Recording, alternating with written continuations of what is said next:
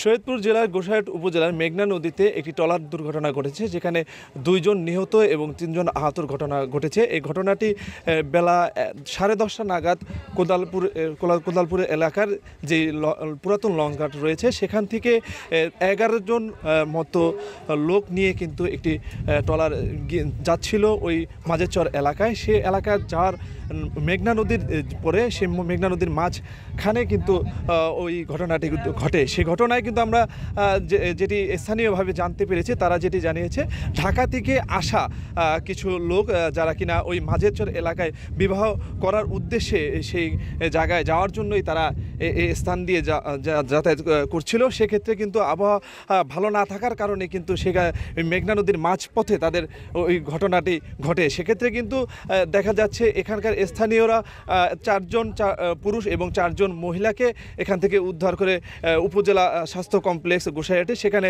পাঠানো হয়। সেই জায়গায় ঘটনাস্থলেই কিন্তু হাসপাতালে নেওয়ার পরপরই 2 জন কিন্তু ঘটনাস্থলে নিহত হয়। এর পাশাপাশি আমরা স্থানীয়দের মাধ্যমে জানতে পেরেছি এই ঘটনায় 3 জন কিন্তু এখনও পর্যন্ত নিখোঁজ রয়েছে। তাদের উদ্ধার অভিযানে কাজ করে যাচ্ছে কিন্তু ফায়ার সার্ভিসের একটি ইউনিট, এবং স্থানীয়রাও কিন্তু ট্রলার নিয়ে এখান দিয়ে খোঁজ চালিয়ে যাচ্ছে। আমরা একজন স্থানীয়র সাথে কথা বলে জানার চেষ্টা করব আসলে মূলত ঘটনাটা কি হয়েছে, আপনারা কি জানতে পেরেছেন এবং কি হয়েছে।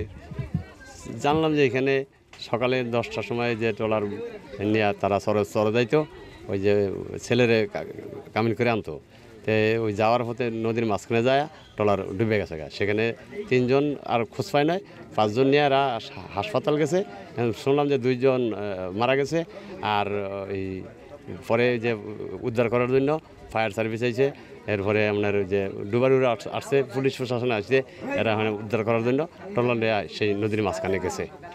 জি, ধন্যবাদ আপনাকে। আমরা একটু ওদিকে আপনাদের নদীর দিকে একটু দেখানোর চেষ্টা করব। সেক্ষেত্রে কিন্তু আমরা দেখতে পাচ্ছি এখনও কিন্তু উদ্ধার অভিযান চলমান রেখেছে এখানকার যারা স্থানীয়রা রয়েছে এবং ফায়ার সার্ভিসের একটি টিম।